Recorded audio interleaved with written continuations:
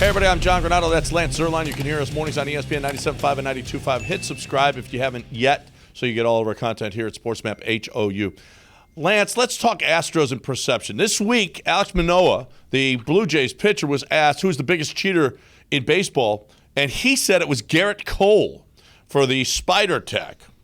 It sure is. Now, Garrett Cole was an Astro, so I don't know. There's still some degree of Astros involvement here, but Garrett Cole is now a Yankee, and he's the biggest cheater in baseball. It sure is nice that it's not, the cheating and the Astros at least aren't involved this time. No, and it's in the middle of the season, his spin rates changed, and so people looked into it, and so I think there's a belief that he is a different pitcher when he has spider tack and when he doesn't have spider tack. And I think that's something that players probably don't respect a whole lot because one guy gets paid a ton of money based on performance that in part they believe might be related to something that is helping to alter the flight of the ball. Yeah, well, and listen, it's about perception here.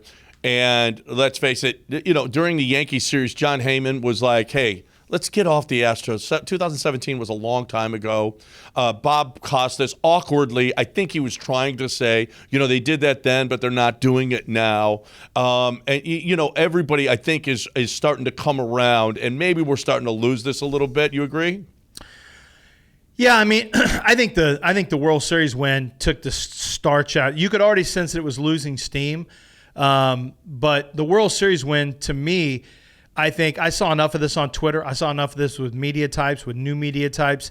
It really took the starch out of the argument because the argument kind of is null and void. People will still try to go to it because they think they're trying to hurt Astros fans, and they don't realize everyone's past it, so it doesn't have any impact on any Astros fans or frankly, I'm not even sure Astros players anymore. So This is such a big win to alter perception and change the narrative. Absolutely. Peter Gammons helped this week, too. I retweeted an article of his in The Athletic in which he talked about Jose Altuve not wanting to, not getting the trash cans, and maybe that all of that is going to change, that Jose Altuve is the face of the cheating, when in fact he was totally behind the scenes. Now, he was the captain. He should have stopped it. That is absolutely true. He should have stepped up and said this isn't right, but he was not a beneficiary. So hopefully that is going to go by the wayside. You know what's not going by the wayside, Lance, is cold, clean, crisp, refreshing Coors Light. It's the world's most refreshing beer. It is keeping Texas chill. It's a little chillier out there right now, but you still, when you're drinking your beer, you want the mountains blue. I don't care how cold it is outside. You want cold, clean, crisp, refreshing Coors Light. It's what I want every time. Doesn't matter what I'm doing. I hope you're the same. Whatever you're doing, make it a Coors Light. Jeff Passan, let's get him in here. He wrote the article about Jim Crane, Lance. He said he was getting a Jerry Jones reputation. I mean, I just don't see the analogy here. I know Jim Crane is, he's taking over a bigger role. I guess he negotiated, but he's always been in the middle of all the contracts. You're not doing a big contract with the Astros or with any major league club unless the owner is on board. Isn't the fact that Crane's doing his best to keep it all together prove that he's not Jerry Jones? Well, I understand that he is now. I think what Jeff Passan's talking about is that Jim Crane has become more involved in the day-to-day, heavily involved in the day-to-day. I wonder about Montero, how much that was Jim Crane. I do think that's fair to say that Jim Crane is more heavily involved in the day-to-day stuff now maybe than he was 5 or 6 years ago. Maybe since Jeff Leno departed, maybe he's more heavily involved. Is there turnover inside his organization? Yeah.